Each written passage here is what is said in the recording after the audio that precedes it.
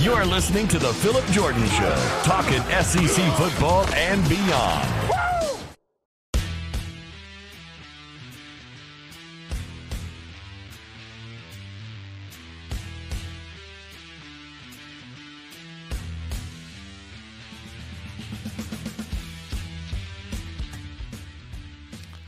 Good Wednesday morning, everybody. Welcome in to the Phillip Jordan Show. I am your host, Phillip Jordan, from Last Word on College Football and 96.9 The Legend in Dothan, Alabama, where I'm the in-studio host and producer, Dothan Woods Football.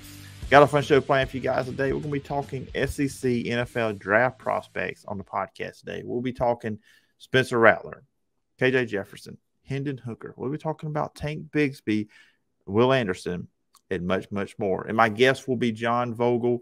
You know, it's a guy I go to when I want to talk about the NFL draft prospects. And you can check John out over at his new gig, NFL Draft Blitz. Of course, he's got his podcast, the JDV Experience. You can check that out as well. Gridiron Eve, he's got that coming up here this week as well. He'll talk about that in our conversation. And just kind of give y'all guys a heads up on that conversation. So halfway through, when we got to Tank Bigsby, we had some connection issues, and my internet was not working. I use Skype when I do just phone conversations, and that's what me and John's conversation is just an over-the-phone deal there. So I had some issues, so we had to go to this bad boy. For people not watching on YouTube, I'm holding up my phone.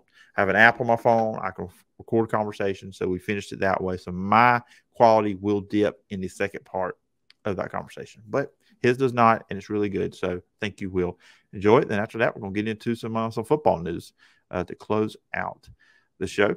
Before we do that, I'll let you guys know you can find me in the podcast. You can find me on social media at PJordanSEC. The podcast is available on all your favorite podcast platforms, Apple Podcasts, Spotify, just wherever you listen to podcasts. If you're on Apple Podcasts, please follow, rate, and review. Leave a review. I will read it on a future edition of the show. You can watch the show over on YouTube at the Phillip Jordan Sports YouTube channel. Just hit the subscribe button, hit the bell for all notifications. And if you leave a comment on a video, I will read that on a future edition as well. You can always email me at sports.phillipjordan@gmail.com. Now let's jump into some NFL draft talk. SEC prospects for the 2023 NFL draft. Let's talk to today's featured guest, John Vogel. Everybody joining me on the show today, any guy I go to whenever I want to talk about draft prospects, NFL draft, anything draft related when it comes to football. John Vogel, you can check him out over as a draft analyst at NFL Draft Blitz. And of course, you got his podcast, the JDV Experience. And John, as always, I appreciate you coming on and talking all things football with me. Yeah, man, it's always a good time jumping on here, chatting with you. So I appreciate it. As always, anytime you reach out, it's always good to hear and, you know, get the chance to talk on this. So, oh, yeah, absolutely. And before we jump into any of these SEC players we're going to talk about here on the show, I told you, obviously, off the air, and I told you on Twitter last week, but talk about it now. Your new gig, you're doing football full-time, draft analyst for the NFL Draft Blitz. Yeah, dude, super blessed. First off, it was quite humbling. The website reached out to me about seeing what my interest would be coming on, and we worked out a pretty good gig, I think, that's going to benefit everybody. But yeah, so what we do is a lot of scouting. The website is, you know, really well read by different coaches and agents in the industry. It's a top 10 NFL draft website in terms of traffic, and there's some big plans that are in the works this year. We'll be working with the Tropical Bowl extensively, so we'll be doing some scouting for that as well, and recommending players. I would imagine that'll probably lead into some recruiting, and then we'll also, here in the next month, I should be helping out with the podcast over there on that one called Blitzcast, which is another relatively popular podcast in the NFL draft space. So lots of different stuff going on. Today was, you know, a lot of sitting down, going through tape pretty much all day, looking at different running backs. So I hope I'm ready to go with everything we're going to talk about today. Yeah, well, I do have one on this list. Of course, some people may think I'm biased because he's a running back for the team I cover for Last Word of College Football. So we'll get to that.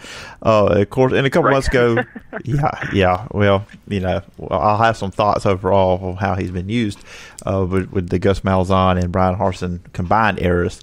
But anyways, we'll get to that in a few minutes. Of course, always you talk about drafts. Everybody always will talk about these quarterbacks, and I played the clip from our previous conversation. So if anybody for some reason just are jumping in this, I don't know how you're going to jump to a podcast midway, but if you did somehow, you don't hear Bryce Young and Will Levis. Well, me and John talked about them a few months ago, but we'll put that in here on the podcast too.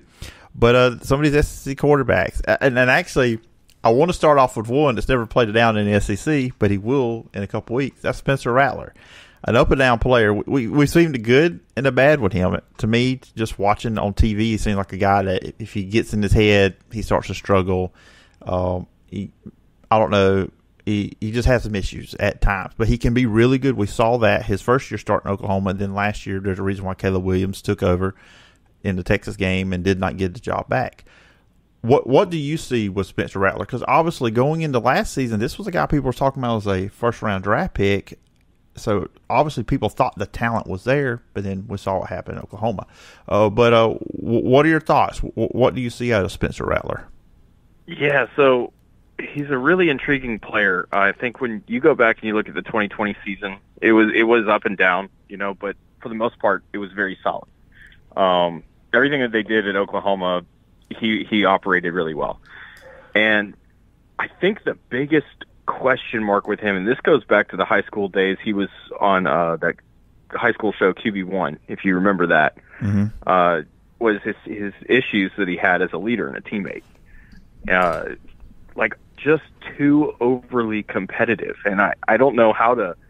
I'm the type of person where I love competitiveness and I love people, pushing other people. But there's a way that you can do it the wrong way, and that's kind of what Spencer Rattler did the entire show. So there were concerns he was coming out just because of that.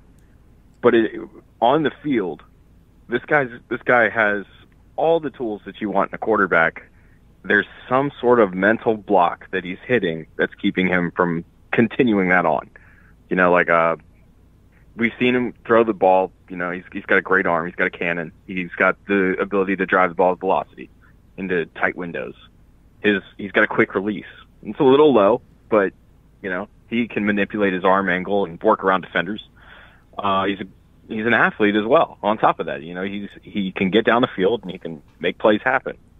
And so that's kind of the biggest question mark is he a coachable player, or is this going to be a recurring theme with him? Where he can't mesh with the team very well, and he has issues with just basically the game. Yeah, I don't know if did it bother you last year? It did a little bit with me, just the way he left the field after the Texas game. The rest of the team celebrating and he just kind of walks off. I mean, that kind of stuff there. I mean, some people may think that's not that big of a deal, but I mean, NFL teams are going to look at that, right? Yes, and I think I had tweeted about it at the time. Just pointing out the fact that you had a guy like Jalen Hurts, who was a quarterback at Oklahoma right before Spencer was, who was benched during a national championship game but was all over the sideline. Not being overly dramatic, not, jumping in there and, causing a scene, but celebrating with everybody as the team came back and won the game. And I think that's kind of the thing when you're a leader, regardless of whether you're in the game or not. That's not you don't have any control over that. So, for Rattler, the way that he just disappeared on the sideline in that Texas game, he was nowhere to be found the entire rest of the game. And every once in a while, I guess the camera would kind of shoot on him. He was in the back. He was away from everybody. He was brooding. And, teams are going to look at that and say, that's a problem. That's a problem. We don't know if we want that in our locker room. Another quarterback coming up, and with Arkansas, KJ Jefferson, which tremendous. When you just look at the numbers last year, 67% passer, 2,676 yards, 21 touchdowns to just 4 interceptions. So he takes care of the ball. He's a really good runner. But I kind of have some questions going into this year. What is he going to look like without Treylon Burks? I mean, that was a big part of the Arkansas offense. And I mean, they're an RPO. He does a really good job with the RPO. Going into this year, like I said, without Treylon Burks, what are you looking for with KJ Jefferson, and kind of where is he at right now as a draft prospect? So as a draft prospect, I think KJ right now is kind of in that borderline draftable. We're kind of waiting to see what we see from him this year. You know what I'm saying? The thing with him, the biggest question mark with him is the consistency as a passer. And yeah, he has the 67% completion percentage, like you pointed out. And a lot of that is attributed to the scheme in the way that they threw the ball and designed players into space to make a lot of yards after the catch. So if you look at a lot of the throws that KJ makes on a relatively, consistent basis, they're all very close to the line of scrimmage. Now, he has the arm strength to push the ball down the field, but they don't ask him to do it much because it's relatively ineffective. Now, granted, the Ole Miss game, when Arkansas went in there and played Ole Miss, like that was just a gun show, and it was a lot of fun to watch. And they were throwing, him and Matt Corral were throwing the ball all over the field, and it was great.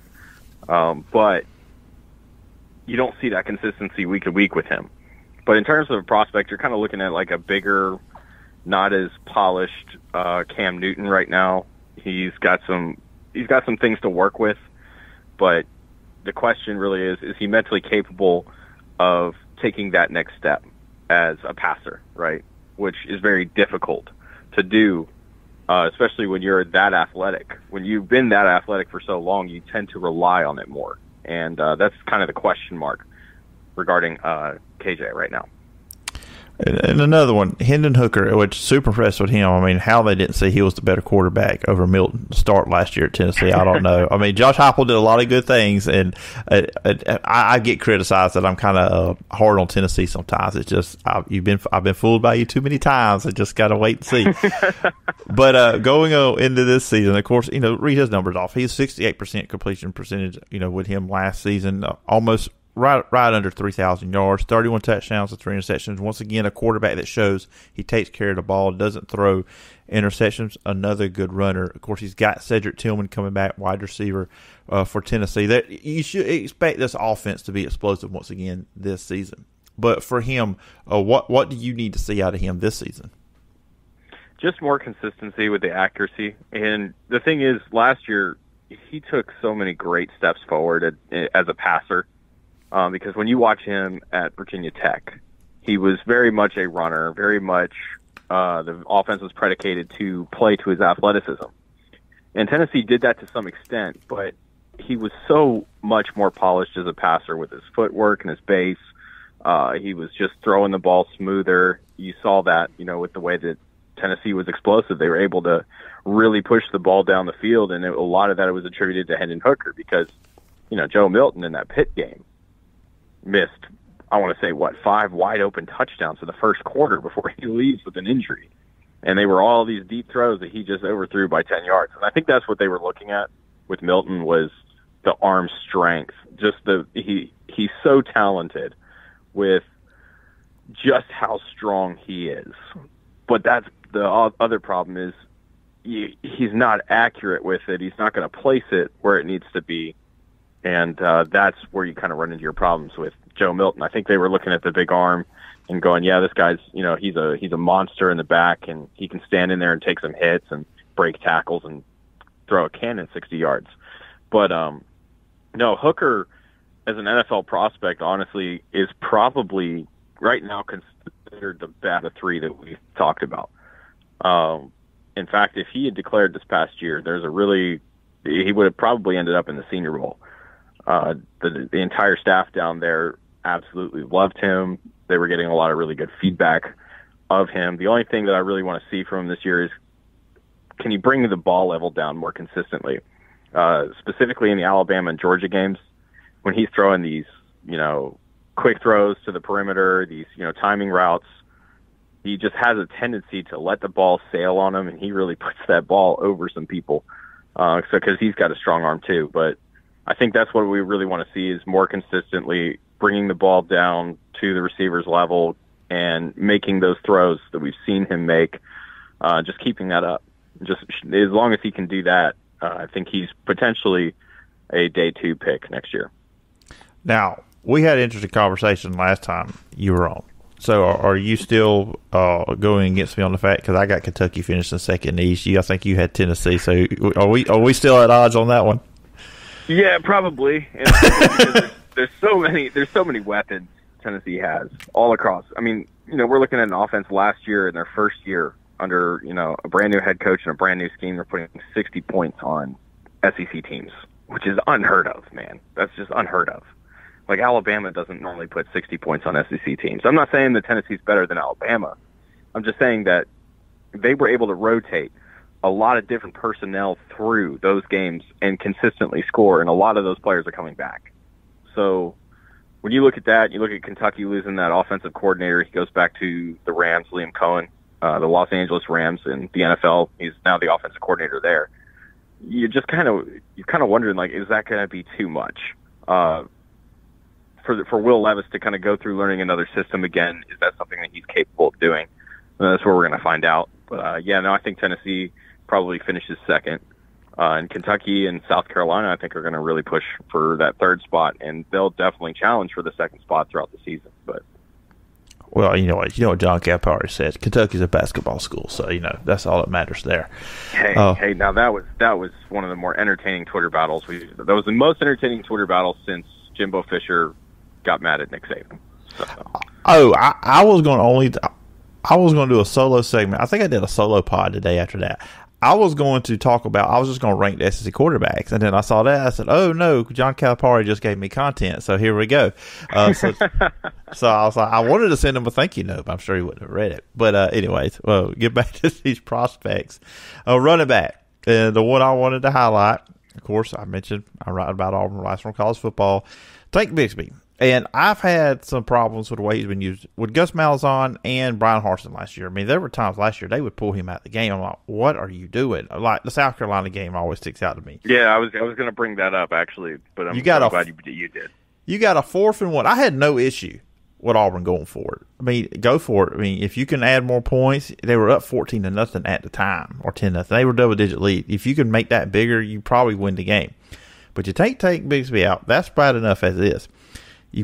You basically had one receiver on the field, and you go play action, and you have T.J. Finley throw it 30 yards down the field.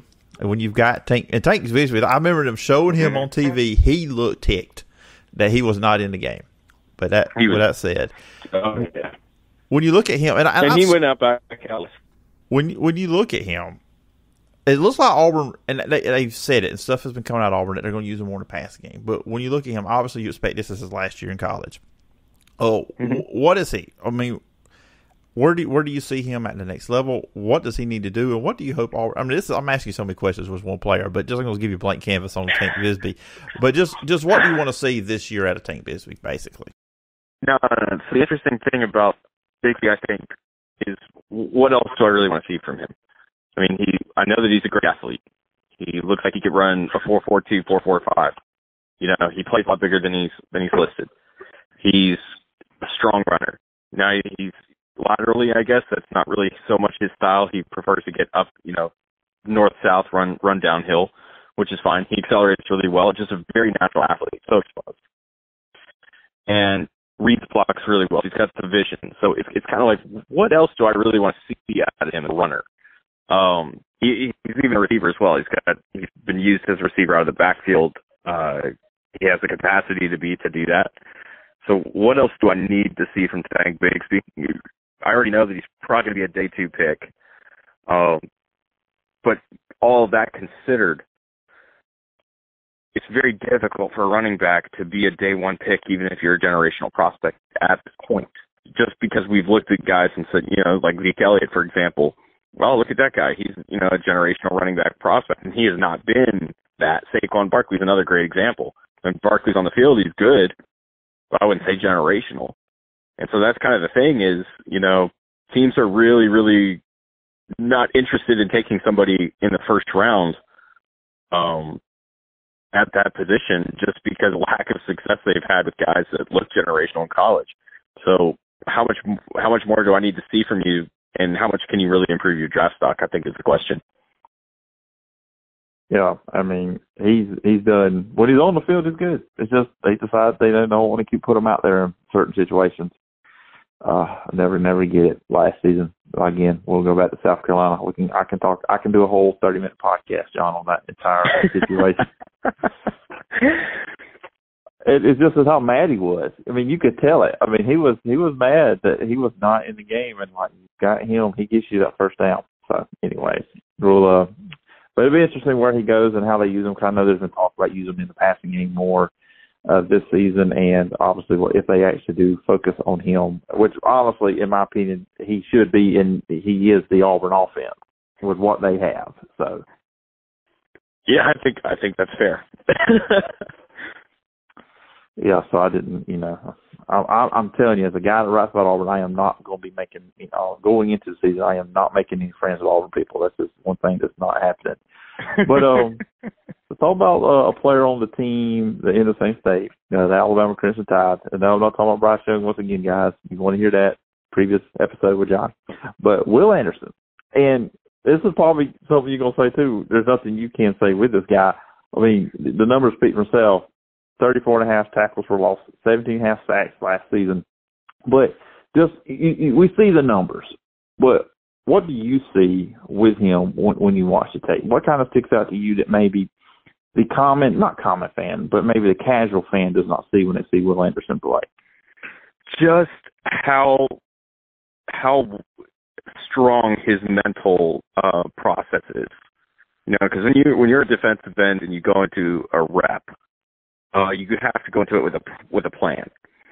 And for him to have dominated the way that he did while being a very gifted athlete, and he can do a lot of great things, he did a ton of study on everybody that he played against last year. And he was prepared.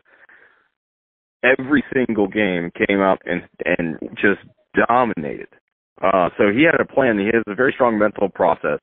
I think that he really does very well, and that already, that we look at him as a consummate pro already, like he's already there.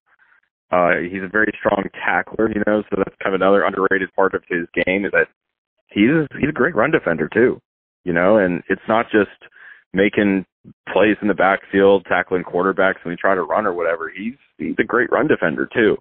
And so when you have a guy like him who he's so versatile, if you want to play him as a 3-tech, he could probably do it. He's a 5-tech definitely. You could play him as a rush edge, in a 3-4 system. He lined up. He did it all at Alabama.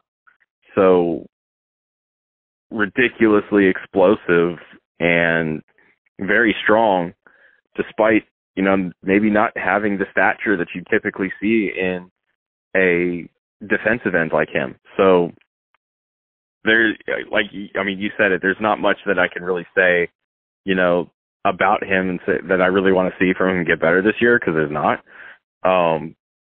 You just want to see him continue as always, and I think that's probably the thing a lot of people don't understand about the position as a whole is you have to have that chance. You have to have that plan when you go into the rep.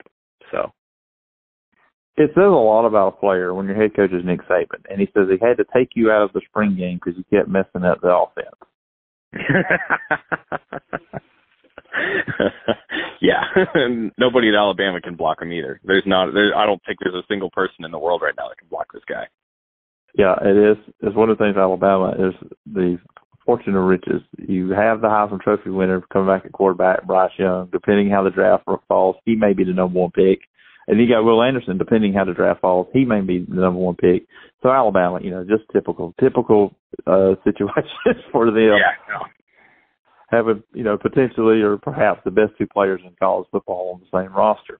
Now, when you look at the SEC, a player we didn't mention here. There's tons of great players. We know this conference year in, year out leads in NFL draft picks. That's one of the reasons why I think this is the best conference. It's not just what they do. They've won 3 straight national championships, but also what they do in the draft. They have the best players, the best recruits, the best players, and go into the NFL. But when you look at it, there's a player maybe someone's not talking about, or one that you're really looking forward to check out this season to see how they grow and potentially get to the NFL draft. Yeah, so I hate to dip back into Alabama again, just because I know that really hurts you internally, being Auburn. But trust me, I've been called a closet Alabama fan so many times. It's okay. Oh yeah, me too. Me too. I mean, Tennessee fan, I bleed orange, but I mean, you get to a certain point where you're like, I just can't help but admire just how consistent this team is. I think the thing with Alabama is they took a step forward this year in terms of how they've adapted to college football. And I'll tell you why, because last year they got I'm not going to call him a no-name because he was a 4-star recruit when he came out, but they got a really good wide receiver that wasn't very highly recruited as a transfer from Ohio State named Jameson Williams, who went on to be the 12th overall pick after having an outstanding season at Alabama.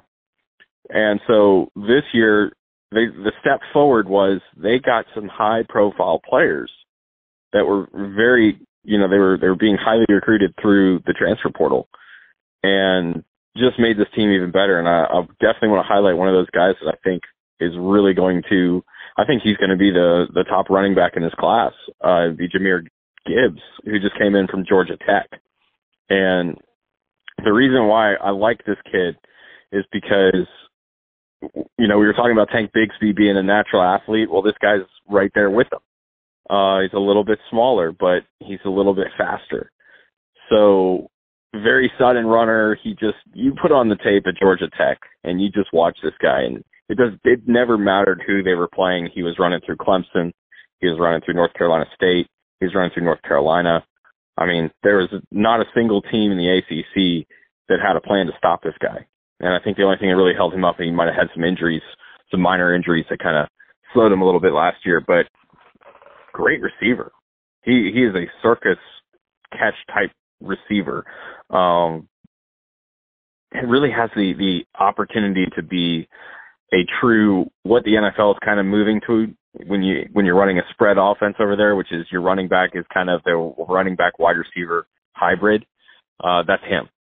And I think that's exactly what Alabama really needs right now with Bryce Young at that quarterback spot. And I can't imagine what this kid's numbers are going to be this year. He's going to run for an insane amount of yards, and he's going to get a bunch of catches on top of that and pick up another insane amount of yards. I would say the over on touchdowns for this kid is probably 20 right now. He's going to kill it. I think people really need to pay more attention to him. Yeah, absolutely. I agree with you. I mean, you look at what he did at Georgia Tech and now going to Alabama, being in that system. And I've said this to people, I think Bryce Young could actually look like a better quarterback this year just because of the running back situation in Alabama. Probably won't have the numbers because they're going to be better. It's not just one running back. It was just Brian Robinson last season, especially the second half of the year. But now they're loaded at running back. You got him. You got Trey Sanders coming back. You got the guys that were injured last year. They're coming back. So Jalen McClellan's coming back. Yeah. Mm-hmm. So it's like I said, the fortune and riches in Tuscaloosa, as always. But anyways, John, I appreciate you coming on and talking about some of these SEC prospects going into the season as we are about to hit week 0 this Saturday. College football season is here. And if everybody wanted to check out some more NFL draft goodness that you brought here to the podcast today, where can they find you and check out all the work you're doing? Yeah, so on Twitter, I post a ton of stuff on there at Vogel. And then now at NFLDraftBlitz.com, where a lot of my work will be going up. And then, of course, the podcasts and all that stuff on your favorite podcast platform, the JD. And Gridiron Eve is launching on Friday. It'll be a live stream available on YouTube, Twitch, and it'll be on Twitter as well. So you should definitely try to check that out on Friday when I think we'll start streaming at 7 p.m. Central. Anyway, check it out. Go check it out on Friday night. Check out all John's work. Just follow him on Twitter. And John, appreciate it. I always appreciate you coming on the show, and I look forward to talking to you again sometime down the road. All right. Once again, thanks to John Vogel for coming on today's edition of the Phillip Jordan Show. I really appreciate him taking time. Great guy. Follow him. You'll learn more about these prospects. You'll learn more about the NFL draft if you go and follow John.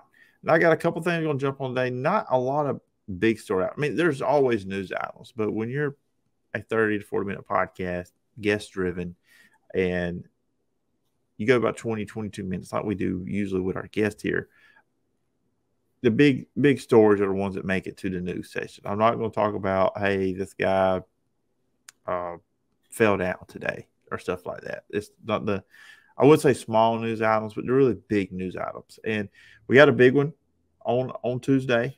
Nick Saban news here. So we're going to talk about Nick Saban a little bit here. And Nick Saban gets a contract extension. Alabama's board approved a 1-year extension and raise for Nick Saban. Contract now runs through February 2030 and will pay him an average of $11.7 million a year. Makes him the highest paid coach in college football. Of course, Kirby Smart had just signed a new contract extension. But Nick Saban is now saying, hey, I am going to jump that, and I am going to be the highest paid coach again. So that makes him, like I said, the highest paid coach, $11.7 million a year. Kirby Smart is getting $11.2 million a year. Now, Nick Saban will be 70 when the contract ends if he coaches all the way through this contract. He is 70 now. You know, I'm just going to say this. I don't think he makes it to it. Now, it is over $12 million if he gets to that last year. Like I said, he'll be 78. And look, who knows? That man has a drive like no other. And if he's able to continue the intensity, winning and competing for national championships every year, because Nick Saban is not going to go 8-4. That's not going to happen. If he even has a sign of that happening, Nick Saban will retire. He will not hang around for that. He is not for 8-4 going to the Citrus Bowl. That's just not how that man's built. So if it gets to that, he'll step away. But I have a hard time seeing him going to 78. But who knows? I probably didn't think he'd still coach at 70. So as long as he still competes for national titles, he'll be there, and the drive to recruit and all that stuff still there. So I know today was probably not fun news, but it's really only a 1-year extension. So it's not like he just got a brand new contract like a lot of people are probably acting, but still. Nick Saban's going to be around, and he is now the highest paid coach in college football, and such he should be. He is the best coach in the country, and I've said it before, say it again. They're my pick to win a national championship this season. Now, last week I said I was going to do a Friday show. I didn't. And Friday was going to be questions. You know, the listeners, the viewers were going to dictate what we talked about. I didn't get to it. Stuff happened. I didn't do the show on Friday. So I do have those questions. I'm going to get to the ones I have saved, and we're going to answer one of them right now, as we do have plenty of time to do so today. And this comes from Christian Ragsdale. This comes from Twitter. You can follow him at Christian Rags D2 if you want to check him out. What is the most memorable game you have been at? How would you treat the transfer portal if you were a player or if you were a coach? So that's 3 questions. Let's jump into the first one. Most memorable game you have been at. So this may tell me a little bit, because I do try to stay away from anything that may come biases, particularly when it comes to college football related stuff. I don't care. You guys know I'm a Green Bay Packers fan. Go Pack, go. I don't care. I do not care if y'all know who my favorite NFL team is. But that's probably will tell me in a second. My most memorable game I've been to, it was with me and my dad. I'm 35 now, turned 36 in 2 months. So this was 20 years ago. I don't know. No one believes these boyish good looks. No one believes I'm that old. But I am. I was born in 1986. For anybody that doesn't believe me, I am much older than I look. But when I turned 16, my 16th birthday landed on a Saturday. And Auburn played on that day. It was 11:30 kickoff on the old JP Sports. The 3 Daves were calling the game. Always fun. My dad took me to see Auburn play LSU. Nick Saban was coaching LSU at the time. That was the Bobby Petrino year as Auburn offensive coordinator. Jason Campbell, Ronnie Brown, and Cadillac, they were sophomores that year. Cadillac was not playing. He was hurt. That's when Trey Smith was the number 2 back then. And Auburn came in, had a couple losses. LSU was a top 10 team. Nobody gave Auburn a chance. Auburn won the game 31-7. And I just remember we didn't have tickets. And my dad found tickets. He was going to make sure we had tickets to go to that game. And that's the most memorable game I've ever been to. That will always sit with me on my 16th birthday. He did that. He made that effort. He probably paid a lot more money than he should have for those tickets. And I've always appreciated that he did that. So the next part on that question, and sorry guys, my ring light just went out. If you're watching on the video over on YouTube, I apologize for that. I have to have my power bill, but just the hookup that the ring light was hooked up just went out. So gotta love it. Love this live podcasting deal. So the next part of that question was, how would you treat the transfer portal if you were a player? So now, if I was a player, how would I use it? I obviously would use it if I needed. If I thought a situation was not where it needed to be and perhaps I needed to make a change, I would definitely jump into the portal. I would do it in a heartbeat because, sometimes you just got to put yourself in a better position. Now, I wouldn't do it just because, oh, hey, I'm not going to get to start, so let me go somewhere else where I will get to play. And if that's not why I would do it, because I do believe in competition and that you should relish that competition. But that's just kind of how I would go about that whole ordeal. And I don't know. It's just, I think we see a lot of players now just jumping that portal real quick if things don't go their way. I mean, life's not going to go your way. And you're going to have to stick it out.